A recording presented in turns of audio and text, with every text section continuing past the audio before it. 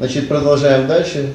Значит, у нас сегодня семинар ведет дальше вот Нельзин Андрей Владимирович, да, из Воткинска. Вместе со своей коллегой, да, Региной Степановной. Здравствуйте. Я надеялся, конечно, на более широкое присутствие. Сделал оповещение в 3 газетах Воткинска, расклеивал объявления, обзванивал людей. Но тема, так, видимо, уже заезженная. Но я объясняю причину. Передо мной была поставлена задача правительством, лично сведения, чтобы я провел это на уровне Воткинска, ему все это доложил и составил список даже саботажников. Поэтому я, значит, объясняю свое позднее выступление тем, что пока сделал анализы в Казани, пока у меня появились соответствующие документы, которые можно уже подавать в суд, может целую еписку Бог сейчас провести. Вот, поэтому на первые вызовы я не отвечал, у меня была информация неполная. Ну, еще раз скажу, что, значит, я Нельзин Андрей Владимирович, пчеловод Воткинского района, у меня пасека находится в 36-м квартале юридического лесничества, в сторону деревни Кваса от этого рапсового поля. Содокладчик у меня Пашкова Регина Степановна, это пчеловод из деревни Гавриловка, у нее пасека находится на приусадебном участке, она бывший зоотехник этого хозяйства, и поэтому человек у нас известный, уважаемый, мы придерживаемся ее. Значит, тему, можно сейчас было? Ага.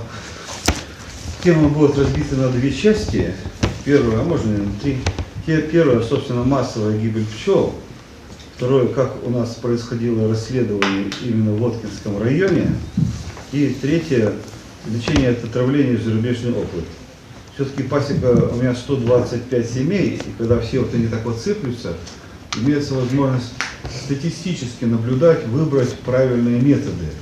В книгах-то ведь они все в кучу сваленные. Что выбирай вот так вот, кто его знает, что подействует. Все-таки не каждый день отравления случается. А когда вот так вот у тебя на глазах идет ослик в течение всего лета, и тебе приходится как после плохой зимовки за ними ходить, это получается уже более конкретно. Ну, для начала, как появилось данное расследование, я вам уже, собственно, сказал. 19 июля 2019 года собралось совещание правительства, это Пушкинская 214. Я был вызван Ольгой Викторовной Абрамовой на это совещание от Воткинского района. Она меня знает, поскольку я активно участвовал в законе о пчеловодстве. Свои предложения делал, обсуждали. Вот она меня оттуда вызвала. Поскольку у нас в городе, собственно, другого-то общества нету, головы-то у нас нету. Вот. На этом совещании основная тема была гибель пчел, а акцент ставился, как ведется расследование именно у вас в Воткинском районе. Я так понимаю, что вызывали не только меня, вызывали всех с каждого района, а потом вот синтезировали всю информацию, и результатом явилось селекторное совещание 23-го уже. Я был заслушан одним из последних. Ну так предполагаю, что после меня шарканцы еще заслушивали. И в конце этого совещания Свинин подошел ко мне и дал свою визитку. Вот, говорит, ты говоришь, все понятно, но если какие-то тебе потребуется помощь от меня, вот тебе визитка, какой-то саботаж будет еще. Потому что я говорю очень неприятные вещи и прямо в глаза. Присутствовали Свинин, Абрамова, Волков, Газдрахманов и я. Вот весь присутствующий кружок был. Вот. Ну, я его задание могу сказать, что выполнил, но оно у меня готово только сейчас, потому что все документы готовлю к суду по местным саботажникам. И эти списки будут поданы Свинину в первую строчку: Воткинская полиция, ветстанция. Но я не ожидал, что на заключительных строчках окажется Воткинский районный суд, насквозь продажный. Я так подозреваю, что завершать этот список будет сам Свинин. Его идея. И в конце будет написан Свинин. Потому что без согласия правительства это не делаются такие рапсовые программы. Это не бабушка посадила 2 квадратных метра на грядке. Это у нас 150 квадратов было засеяны у нас под носом, рапсового, 120. ну, 120, ну ладно, 120. Я визуально определю, даже с большой точностью. Вот. Ну ладно, ладно. Не сбивайте лектора. Ага. Он еще молодой. Еще молодой, я 15 лет пчеловодства. Да, он еще молодой, Я сейчас волнуется. 15 лет пчеловод. Вот. Значит, сперва определимся в терминах, чтобы разговор был понятен, а то так можно говорить о многом, но каждый был думать свое. Массовая гибель. Что такое массовая гибель? Это не значит, что в Удмуртии сразу все пчелы погибли. Массовая гибель – это характер отхода. То есть одномоментно в течение суток пропадают сразу все летные пчелы. И фактор может быть один, когда вот на всех окружающих пасеках, и все одно в течение суток, и все они корчатся в конвульсиях, это отравление. И вот массовая гибель, она как раз и характерна вот этим отравлением. Сперва погибает половина семьи, только летные пчелы, а потом в течение 1, 2, 3 недель до месяца гибнут остальные, которые были отравлены, включая расплод, включая изгнание матки, тихую смену. Я об этом остановлюсь на второй части. То есть вот массовая гибель – это не то, что вот все погибли, а то, что вокруг как от взлетного поля погибли одномоментно пчелы. Сразу ищи отравление. Так вот этого массового термина, это массовая гибель, чиновники очень боятся и замазывают его. Абрамов говорит, что у нас погибло всего 0,3% пчелосемей в Удмуртии. Это не катастрофично. Это ее заявление такое официальное. Она не понимает смысла, что после гибели вот этих 0,3% я все лето горбатил, как после плохой зимовки. Переставлял кокуса, менял донья, убирал отравленный мед, закармливал сахаром.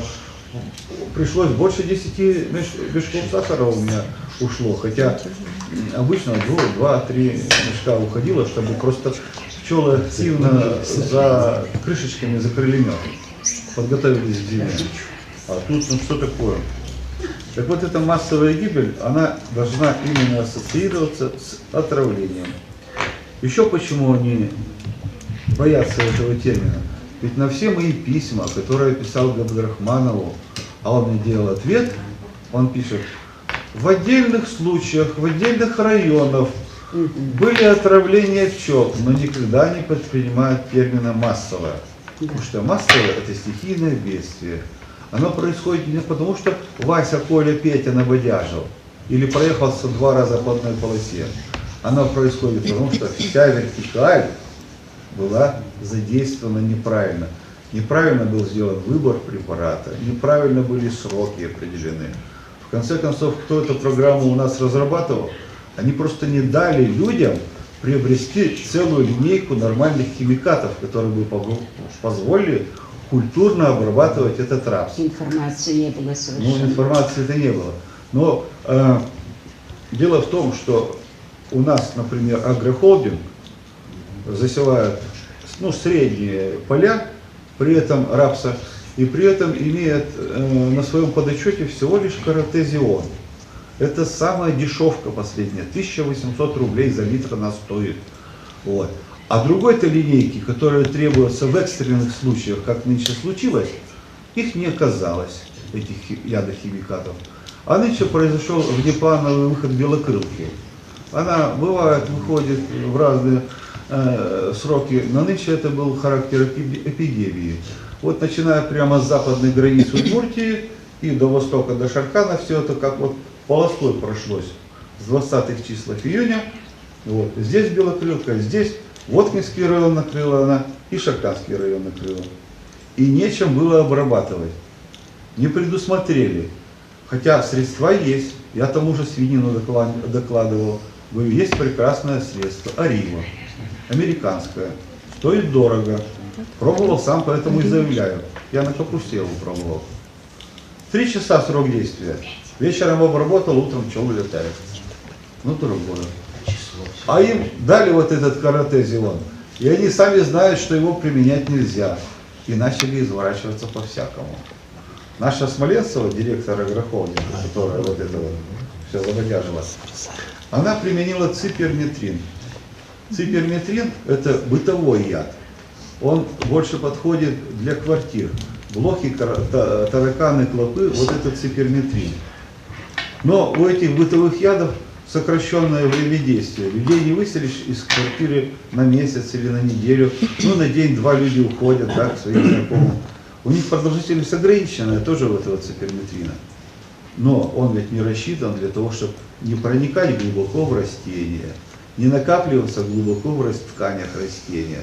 Он на это он не рассчитан, это бытовой яд. Они им забабухали. И непосредственно перед цветением рапса. Считали, что это все пронесет. До цветения оставалось еще пару суток. И, ну, как раз срок действия 48 часов. Ну и ладно, обработали.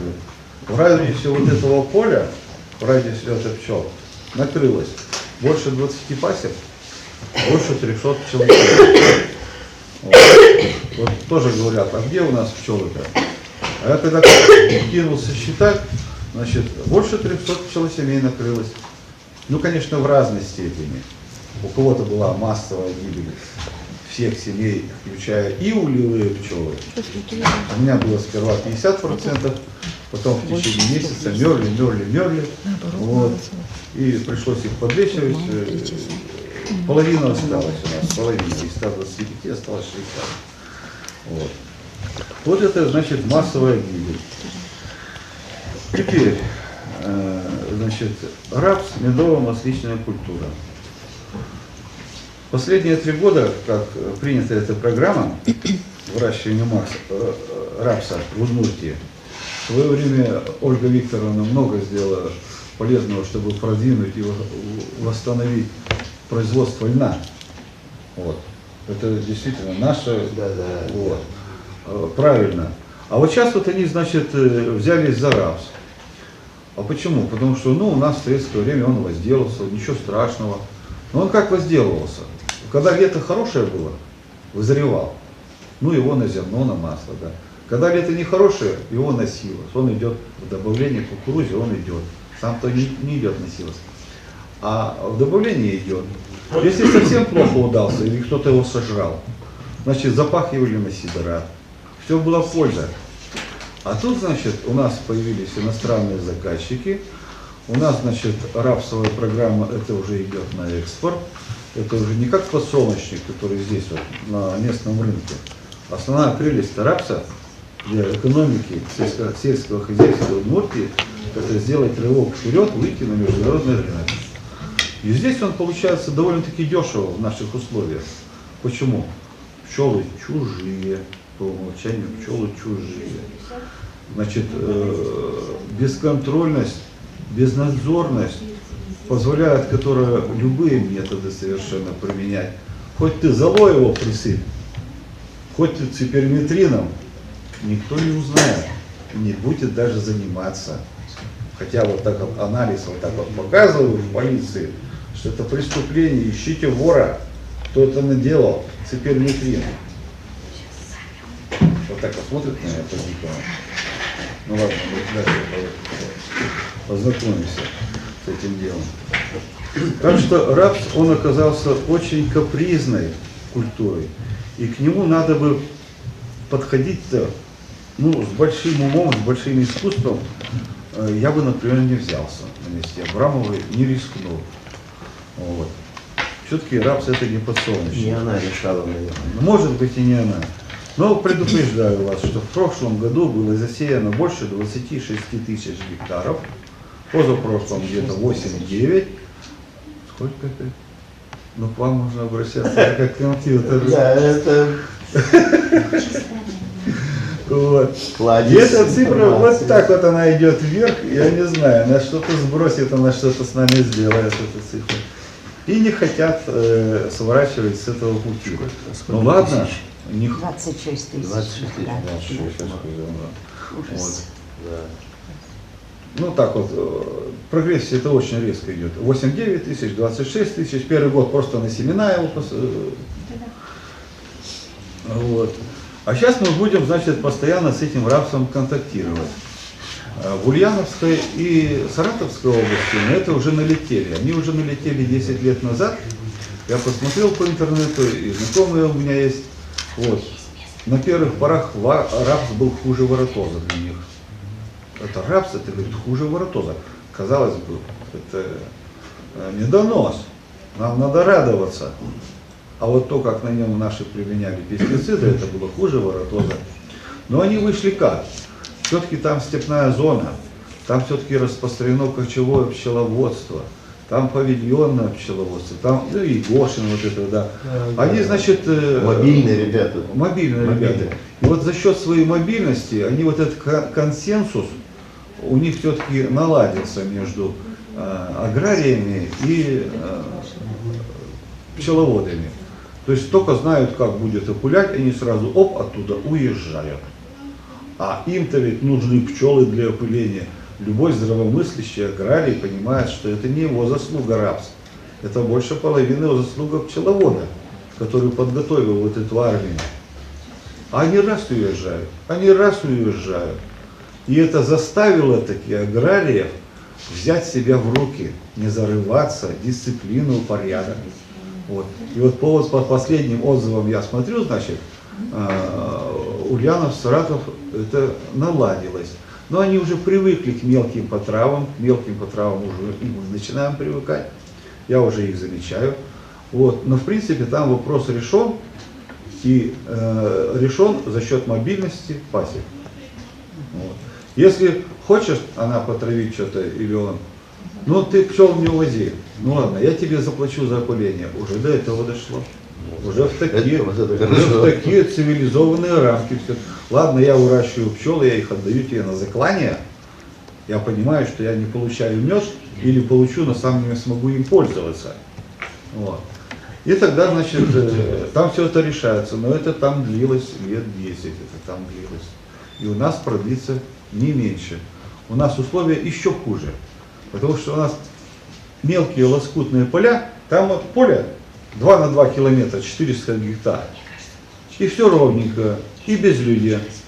А у нас здесь деревня на деревне, мелкая пасечка на пасечке, рельеф вот такой вот, сложный рельеф, уходит утечка ядохимикатов в виде аэрозоля. Хоть как его опрыскивает, хоть крупнокапельным, хоть ультрамалообъемным, все равно идет утечка химикатов. Если вы посмотрите иностранные ролики, там показано асфальтовая дорога, 30-50 метров укатано, ничего нет. Потом 2 метра кукуруза. То есть там защитные зоны вообще-то выдерживают даже непосредственно до дороги. Вот. А у нас же это все под дикорастущее разнотравие идет, это все пастбище пчел. У нас никогда вот этого порядка. Ну, в обозримом будущем и на моей жизни я считаю, что этот порядок не будет наведен. Поэтому, Евгений Васильевич, я понимаю, что это непопулярная мера, и она неправильная мера. Но я бы сказал, запретить инсектициды до тех пор, пока не будет наведен порядок. А какой порядок? Пусть сами сделают пасеки опылительного направления, пусть они наладят со страховщиками. Меня страховая компания отказывается страховать. Вот я лично пришел туда, она говорит, а у вас это самое, сейчас ведь опасно вас страховать, мы вас не будем страховать. Вот так вот. Вроде бы государственный орган, ей лицензию выдали. Мне по идее это стоит капнуть, что она отказала, ей лицензию лишат. А страховая компания меня отказывается страховать. И вот таких прорех у нас в государстве выше крыши, ну, честно говоря, на каждом шагу. Вот какие-то русские, они, все через шишки. Я не приветствую, когда люди задают вопросы, но можно я нарушу? А вклад в общую российскую программу рапсовую Удмуртии велик ли он? Для нас это не профильная культура совершенно. Вот именно. Нет. Там степи, бровные поля. Пусть они делают. Да. Зачем Удмуртия влезла в эту программу, которая не дает России ничего? Я, значит, когда все это просчитал на цифрах, извините, взял данные с Халифмана, там, взял данные с других учебников, Буренин, Котин, справочник. Он ведь, хозяйственник, знает, что ему надо не одну пчелосемью. Вот. Здесь вот в справочнике и у Халифмана сказано, и вот у этой вот женщины сказано, что на каждый гектар в советское время было положено 1-2 пчелосемьи, а сейчас для выращивания, например, гречки нужно 4-5 пчелосемей, чтобы полное опыление было. Значит, для выращивания рапса, вот он сюда вошел, 4-5 семей на гектар, рапс, горчица, гречка 2-3 семьи поменьше. То есть тут написано конкретно, существуют международные нормы минимального обеспечения пчелиными семьями различных видов растений, то есть монокультур, вот, для обеспечения нормальной урожайности. Вот. Стоит нам только взять и самосократиться, харакири себе сделать вот такое небольшое. Я не знаю, как к этому призывать, честно говоря, но вот это уже один из выходов. Оставить для собственного пропитания. Вот было 120 у меня, оставил себе 5-6. Вот. И задумайтесь потом, где вы будете брать эти дополнительные серии. И это не находит ответа, не находит. Я Ольге Викторовне такие задушевные письма с раскладкой. Что было нарушено в нашем случае агрохолдингов, что было нарушено ветстанции. Предлагаю свои пути решения. Мне только недавно пришло письмо, наконец-то, от Юдина. Ольга Викторовна так и не сподобилась за все лето со мной, значит, ответ мне дать, а сейчас Юдин все-таки сподобился. Он проанализировал мои обращения и по каждому запросу дал ответ. Ну, большое ему спасибо, но я прочитал это письмо, ну, во-первых, без рюмки не разберешься, во-вторых, все отписка. Отписка. Я задаю конкретный вопрос, должен быть конкретный ответ. А то, я говорю, у нас используются незарегистрированные ядохимикаты, ведутся подпольные обработки, нелегальные, криминальные, а он мне, значит, официально пишет, значит, обращение с пестицидами в Удмуртии, значит, происходит на основании закона такого-то. А как в действительности? Я ему говорю, что было нарушено. А у нас на основании закона это все. Вы пришли, наверное, с Минсельхоза, да? Да. Представьтесь, пожалуйста, я не знаю, я вас первый раз вижу. Нет, Шевчукова Наталья Евгеньевна, заместитель министра по животноводству. Ну, здесь присутствующих, я думаю, ни один из вас не был, да, на наших мероприятиях, которые мы по пчеловодству проводили. Как бы лиц знакомых не вижу. Ольга Викторовна планировала лично быть на вашей встрече. Звонил, да, запросы делал. Да, она планировала лично быть на вашей встрече, но сегодня утром голова немножко график поменял, и она экстренно попросила меня подъехать, я вот из-за этого задержалась. Хорошо, что вы есть. Вот, разговор здесь узкоспециальный. Извините за излишнюю эмоциональность. Здесь присутствуют люди, потерпевшие. Я был на вашем совещании 7 августа, как основной докладчик. Был на селекторном совещании в Минсельхозе 23 июля. Был на совещании правительства 19 июля. То есть вот основные реперные точки я следил. Там еще что-то было. У нас тоже еще учеба много было. Ну вот я этой ситуацией владею. Нет. А сейчас вот поговорим, может какая-то польза от этих разговоров. Вот. Я очень рад, что вы хотя бы. Габдрахманова нету. Начальника Воткинской ветстанции Я нету. связалась, да, с органами. Добрый день. Почему-то так получилось, что информации официальной у них не было о проведении сегодняшней встречи. У нас это проводится в рамках техучебы. Я это не намерен был проводить на правительственном уровне. Но вот как мы к вам выходим на правительственный уровень, иногда полезно и вам к нам на уровень техучебы. Правильно? Я ведь не хочу из-за этого какой-то законодательный орган делать. Я хочу достигнуть общего понимания. Правильно? Передайте то, что здесь было. инициатива. У нас это все записывается, можем вам предоставить электронный вид. Вот. Так что можете даже ничего не писать. Тут все будет. Все будет. На видео, да, пишется. Видео и звук тоже. Да, и звук будет. Все нормально. Так что у нас тут это цивилизация. Вот. Я попутно перерыв. Значит, 26 гектар, да, тысяч гектар, я умножил на 4 пчелосемьи. То есть получилось, что всех пчел в Удмуртии еле-еле хватит, чтобы пылить этот рапс. Да. Интересно в том еще, что когда начинаешь увеличивать количество семей ради достижения результата урожайности, то экономика начинает вот так вот плавать. При определенном количестве пчелосемей ты получишь максимальную урожайность в 3 раза больше, чем при фоновом содержании. Получишь. На гречихе и на рапсе в 3 раза больше получишь. Это все уже заэкспериментировано. Но расходы на содержание пчел превысят.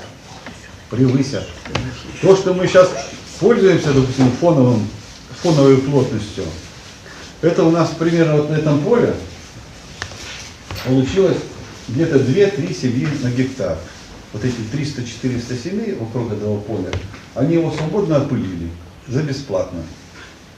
Но если бы сама Смоленцева, директор агрохолдинга, взяла и, например, привезла пчелопакет из Перми, в Тенториума, то вот на это количество, на 150 гектар, ей потребовалось бы 900, ну почти 1000 пчелосемей. Их надо было привезти в пакетах, их надо было поместить в улей, потому что в пакетах недолго жить не будут. Значит, нужны были пчеловоды, транспорт, уход за ними нужен был. И это выливается в сумму за одни пакеты, я посчитал, значит, где-то 6 миллионов. За обслуживание еще пару миллионов. А прибыль с этого поля по рапсу она получила бы не больше 4 миллионов. То есть вот мы его полностью опылили, он дал максимальную урожайность, ну, пчел мы подвезли, но при этом расходы стали бы больше, чем доходы. Рентабельности в нуль или нету. Вот насколько рапс выгодная культура. Она выгодна до тех пор, пока живет за счет бабушек и дедушек. Вот только за счет этого она и прибыльная. Если ее рассчитать по бизнес-плану, как это положено, она вылетит. Ведь у нас рапс, он примерно так же, как хлопчатник. Он родит не каждый год. Явно не каждый год. На масло процент не закажешь согласно договору. Вот мы вам, значит, выдали количество зерен, количество пестицидов, выдайте нам, значит, столько-то масла. Все прекрасно. Но погода здесь какая? Он будет родить 1 раз в 3 года на масло, 1 раз в 3 года на силос, и 1 раз в 3 года придется запахать его на сидора. Нынче совершенно неожиданная ситуация. Я смотрел на этот рапс, какой вырос с применением пестицидов. Вот, в метр стена сплошняком. Одни, значит, стручки. Вот такие стручки, вообще здоровенные. Я думал, озолотеют, ведь куда Господь смотрит. Он меня услышал. Господь как послал туда дождей? Они не могли трактора вывести. Они, значит, это агрохолдинг, смотрю, пошел по пути изобретательства. Значит, кировец, машина, трактор кировец, знаете, на широких больших колесах. Так они на каждую сторону по 2 колеса прицепили. Вот у него и так широкие колеса, они еще по 2 колеса таких широких. Я говорю, ну и как расход, здесь топлива у вас? Ой, не говори. Я ж лично со Смоленцем разговаривал. Ох, не говори. Я говорю, ну и как со себестоимостью рапса у вас нынче? Короче, ничего они нынче не получили. Уже начались заморозки, скосили все на силос. Никто этот рапс не проверял, и молоко, наверное, никто не проверял. А применялось долгоиграющее вещество, которое до 12 недель распадается, этот период распада, а потом еще отслеживается. Вот. Я же сам сделал личный анализ через 70 лет после отравления. Я могу хоть сейчас вам дать эти анализы. Цигалатрин, ну циперментрин успел вытрясать. Вот. Через 70 лет его кушать нельзя, этот мед, оказывается. Как 70 лет. 70 дней, извиняюсь. Нет, конечно. 70 дней. Да. Вот. Поэтому надо делать, надо действовать. Та программа, которую приняло Министерство сельского хозяйства, нас, пчеловодов, не устраивает. Я зачитаю сейчас письмо это Юдина. Это полумеры. Я ему так и написал. Весь ваш комплекс мер, направленный на недопущение отравления пчел. Они ведь так вот мне это все преподали. Что мы разработаем меры, в течение лета все будет сделано. Я говорю, это малоэффективно, и это явно недостаточно. Значит, отдельно сейчас мы вот этим письмом займемся, а я-то свою программу хочу, свою программу вам представить. Ну, значит, первым пунктом это действительно надо взять строгую регламентацию применения пестицидов. Это Авиловскую инструкцию, она там пункт 6.1.1, он так вот как загвозденный, его уж с места не сдвинешь. Строгая регламентация, да. Вот. Но потом, именно применительно к местным условиям, именно применительно к рапсу, необходимы опылительные мобильные пасеки. И это пусть делают вот те молодые, вперед смотрящие пчеловоды, которые не научились еще получать мед с цветков, прорастающих сквозь асфальт. Мы научились уже. Они это еще не знают. Им еще лет 10 надо пытаться просто разводить пчел. Вот пусть эти люди и занимаются опылительными пасеками, а вы их поддерживаете. Это будет личная ваша ипостась, это будет ваше хозяйство дополнительное. Почему у нас в министерстве нет отдела по пчеловодству в нашей провинциальной Удмуртии? У нас отдел по пчеловодству должен быть обязательно в Минсельхозе. В Омской области есть. Ну, я там работал над И селением. везде есть, в Казани, Вот. пошли везде. У нас, провинция медоносная, а у нас нету отдельной ветви пчеловодства. Колбина, можно сказать, расшибла рот. Она все-таки добилась и НИИ отдел сделала. Вот там, ну, работает, в котором она. Не знаю, там, Да. по-моему, все уже заглохло. Заглох тоже. Ну, институт сделали филиалом. У нас в Минсельхозе все еще на уровне плетения лаптей. Это пчеловодство существует. Хотя и гордо говорят, что это отрасль. Но отрасли нет никакой.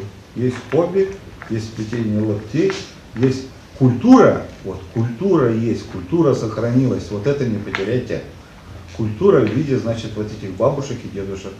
Нарабатывается с большим трудом. Ну, не только бабушек и дедушек. Ну ладно, ладно. Вот он дедушка, у него стаж пчеловода 50 лет. Он первый рой сгреб в 7 лет. Династия.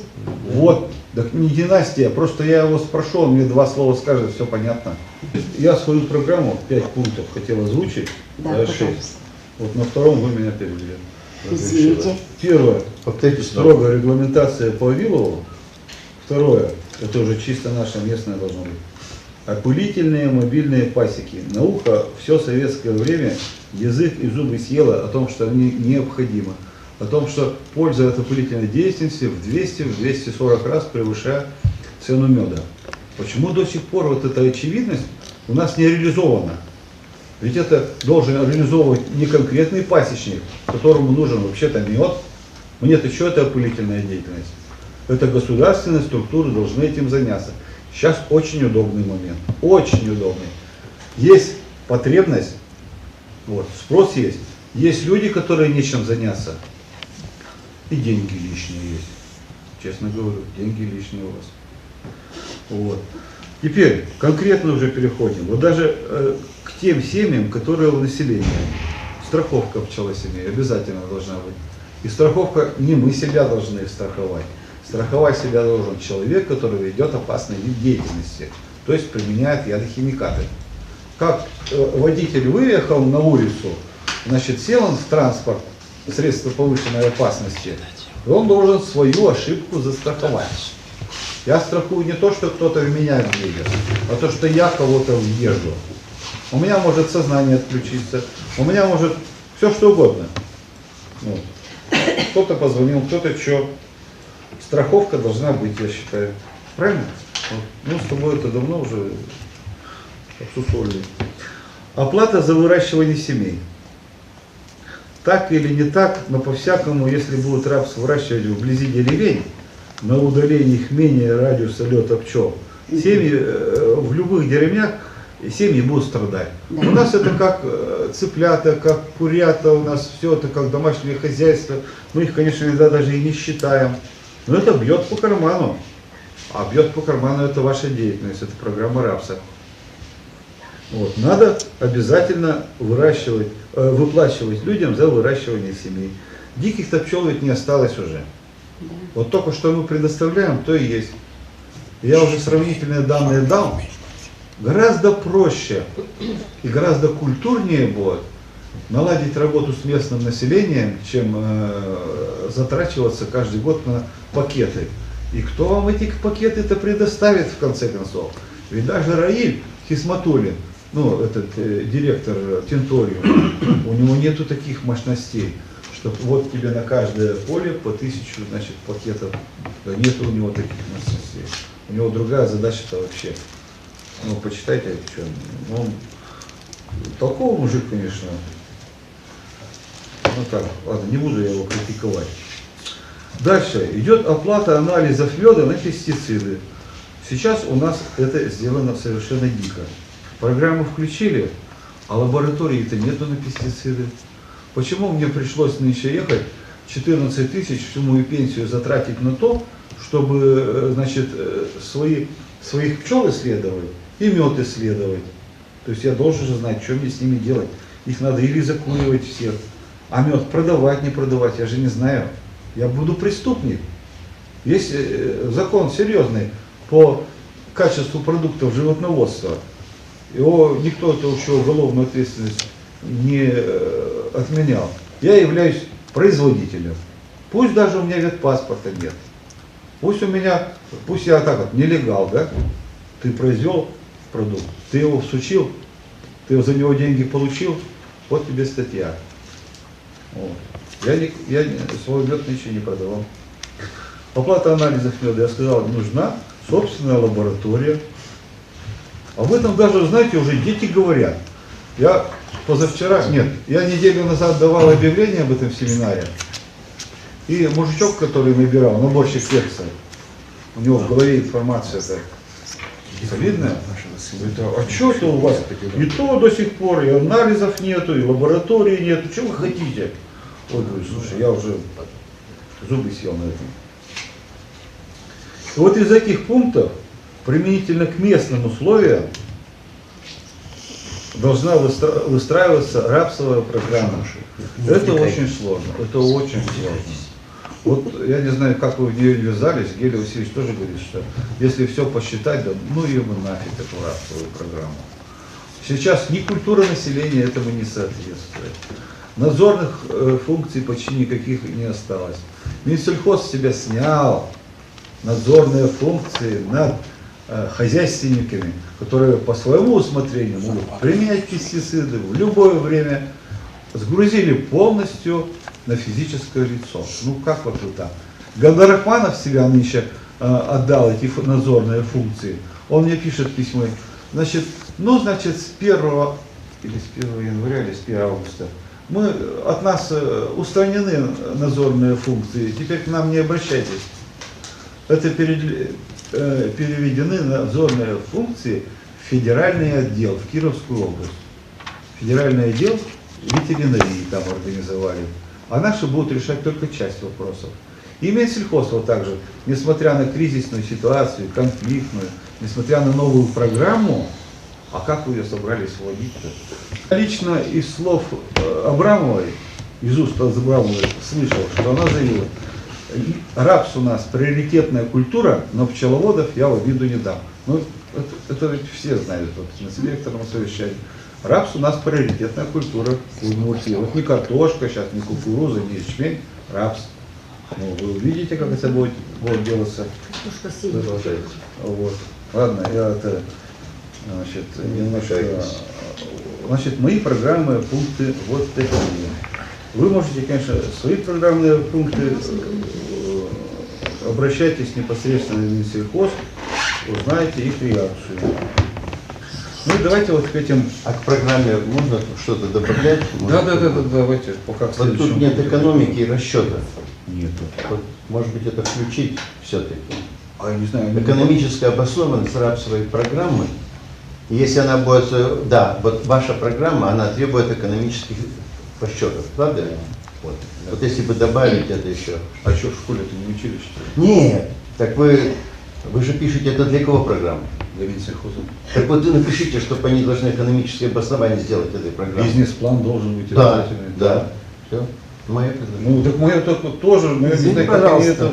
можно про РАПС сказать? Вы чуть-чуть опоздали, может, зашли, я говорил. Ну, говорите. Он Хорошо. широкий стал сегодня, да. Меня зовут Андрей Кадырманов, я с Кизнерского района, из деревни Удмуртский Сарамак. Значит, по рапсу, рапс у нас вообще не растет. Может, Откуда он Нет, взялся, да? подожди. Да Может быть, нормально он отсюда. выступит, а? Да. А вы закончили? Мне голову, ух, А, у вы- меня еще час будет. Придите сюда. Снимаю.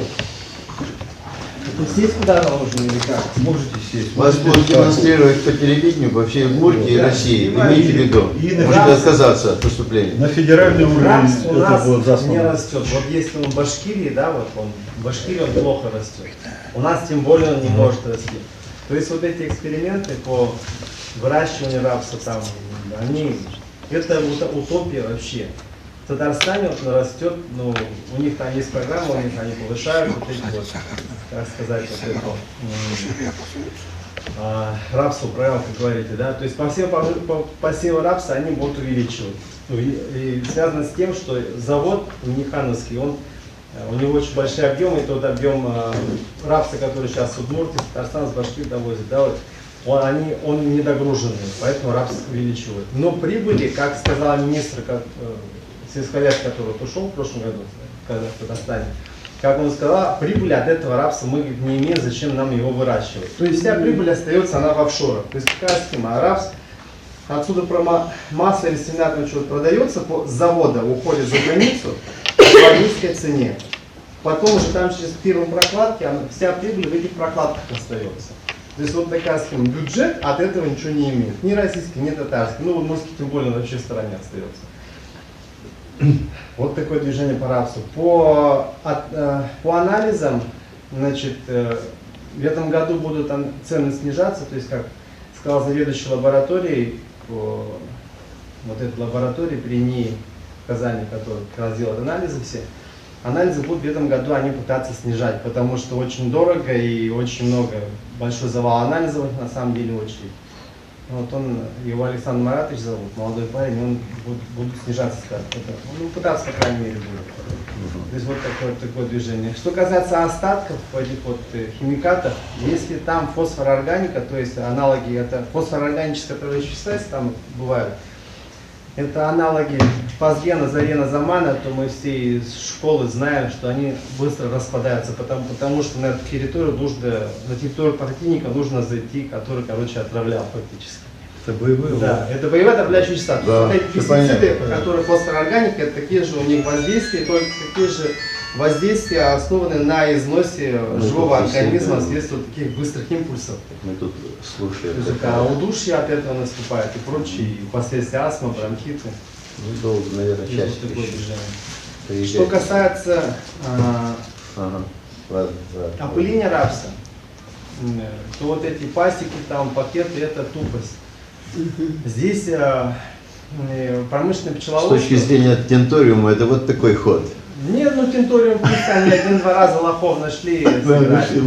Причем Братья Ловченко и Ризбаев в Башкирии, они уже года два пытаются объяснить агрохолдингам, что только имея свои пасеки вот, или сотрудничая с промышленниками, они могут от рапса получать прибыль. Ну, То есть это за вот счет опыления. разговор. Андрей Владимирович об этом и говорит. И опять же, вот, Надо знаете, опылять. какая ситуация. Пчел Если- тоже. Делай сам. Смотри, какая ситуация. Если они пчеловоды привлекают, там, допустим, 400 тысяч ульев, да, у которого на опыление рапса, ну, они тут тоже могут с темы спрыгивать, там, какой-то у них форс-мажор пошел, они скажут, через 2 дня будем опылять. То есть, как в Башкирии происходит. И они вынуждены, 400 пчелосемей, в прошлом году они вывозили за 2 дня это. Завезли, сразу вывозить пчелосемей. Убирать, да? Да. То есть, если агрохолдинг сам получает, вот, то есть сам имеет пасеку, то есть как у нас было в колхозе, все имели 2-3 пасеки. Да. Стационарно по периметру. То есть для чего? Для опыления гречихи. То есть гречиха посевоборот в одном месте, в другом месте, в третьем. То есть не для меда пасеки держали в колхозах.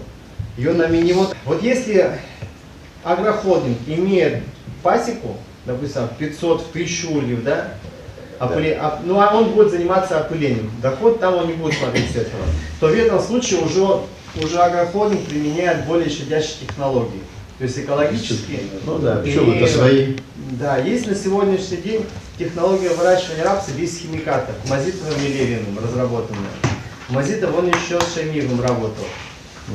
Вот эта технология, она на сегодняшний день утрачена. То есть большие трактора ввезены и прочее. То есть вот то, что завозили с Запада, оно не позволяет применять вот ту технологию, которая на сегодняшний день есть у нас. И техника сама есть в Ярославле и там в Челябинске, где-то завод. Челябинской области. Пожалуйста. А по профессии кто еще? Пчеловод. Нет, базовое образование. Ну, финансы и кредиты юридическое. Юридическое. Финансы, кредит, юридическое. Юрист. Можно ваш это? 8917. Так у меня везде телефон. 8917? В интернете, в Инстаграме. Ну хорошо. 8917 Дальше. 882 882 1825. И татарский есть, 18, и 25. есть. Так, а что это у вас так? Я согласна. Нет, хорошо. Спасибо, я ломаю, Евгений Васильевич. Ясно, наконец-то. Я думал, кто это ломает? Да ладно, ладно. А у вас это... У вас фамилия, вы с Ингушетии, из Чечни у вас предки, да? Нет, я родился в Гальянах. Да. Просто Ермак, когда шел по все Каме, ломано. он оставлял там посевы. Русские государственные черносошные крестьяны. Нет, Лом это имя войнарское, я поэтому вас спросил. Нет. Русские государственные Ломай, черносошные казак был. крестьяне. Ну, рядом, поэтому одни и те же имена. Ну ладно. Теперь вот смотрите, у нас, если эти вот агрохолдинги, они все равно будут пытаться прибыль получить, или там какие-то деньги будут им давать, вот, я не знаю. Вот. Но если агрохолдинги выводить на уровень, чтобы они имели пчелосемьи, то это будет как раз решением вопроса по отравлению пчел на сегодняшний день. То есть вот только один. В дальнейшем уже вот эти щадящие технологии, экологические что-то можно применять, но на сегодняшний день вот только один путь. Ну мы это видим, к сожалению, их не видят в Минсельхозе. Нет, я все это понял. Минсельхоз вообще ничего не видит, если Андрей честно, Иванович, вот вот интересно. ваше предложение, оно может даже помочь развитию пчеловодства. Это Мурские наши, да. сарматы, мурские же сарматы, Да. не татарские. Нет, ну, Человек с другого района, и он полностью повторяет программу моего доклада. Вот полностью ты мне прямо Нет, вот смотрите. одно и то же. Ведь я, значит, приехал для того, чтобы выступить о массовой гибели пчел в Воткинском районе. Вот ты говоришь нужно слово в слово. писать, вот у нас И в слово, 2018 году мы я согласен с вами написали полностью. коллективное заявление в Следственный комитет, да, они его рассмотрели как обращение и скинули. Теперь в этом году, да, она осталось заявление, там, значит, но оно как обращение было, потому что 10 дней для принятия решения. Так, ну вот садись сюда. Да. А Следственный я кто, я комитет такой чуть? принимает решение по, то есть Вот только ничего не перекладывай. назначает проверку по 249 статье. Это 249, по-моему. Или 200, ой, могу ошибиться. Короче, по статье нарушение ветеринарных правил, повлекшее смерть животных. Но нужно тут совсем, другая статья, 200. Так, 246. Короче, А это почему не подходит? там потому что... Доказать трудно. Да, там спрыгивают постоянно. Спрыгивать. 246, 247 нужно, то есть поэтому.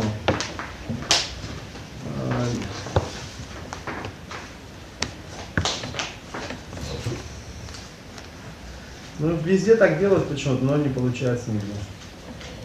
Вот отравление почвы, отравление... 254, вот Не- она у нас... Подожди, 254. 254 отравление почвы. Это Она у нас... Гражданского кодекса? Нет уголовного. Уголовный кодекс? Хорошо.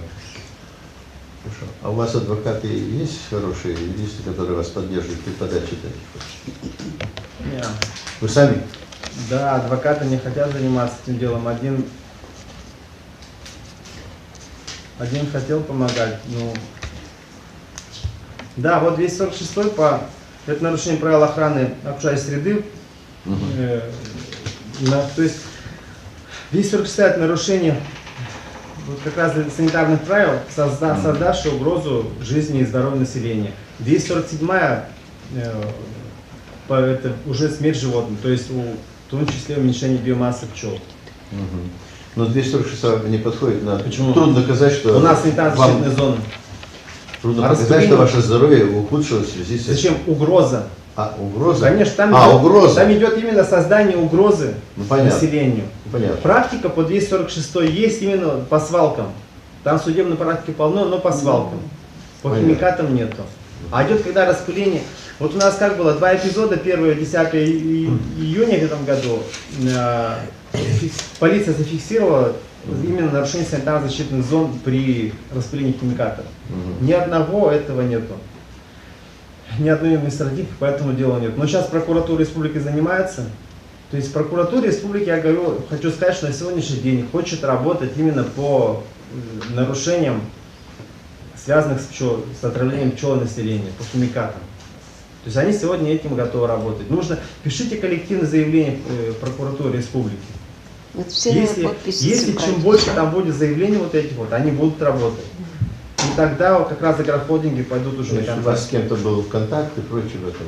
Да, я там контактирую. Хорошо, ладно. То есть, если чего, так через вас. Посоветоваться, в смысле, там. Там отдел по защите прав граждан, этот отдел. Мгм. Потому что, ну, чем больше заявлений будет, тем лучше будет. Роспотребнадзор, да? А Роспотребнадзор спрыгивает почему-то. По крайней мере, наш Можгинский. Я им написал, значит, предоставил документы. Мы им писали уже 2 года пишем. И республиканский Что тоже. же, у вас все, опять я хочу судить. Я тоже не железобетонный. И вот. Он договорит фразу. Можно? И вот, До точки. И Да. вот. и вот вывод. Да не знаю вывод какой. Надо. Вывода нет. Сейчас. Нам нужно объединяться просто нормально вот. Как сказать. Подписи собирать. До Майдана Надо можно дойти. собрать, чтобы было общественное такое, знаете, заявление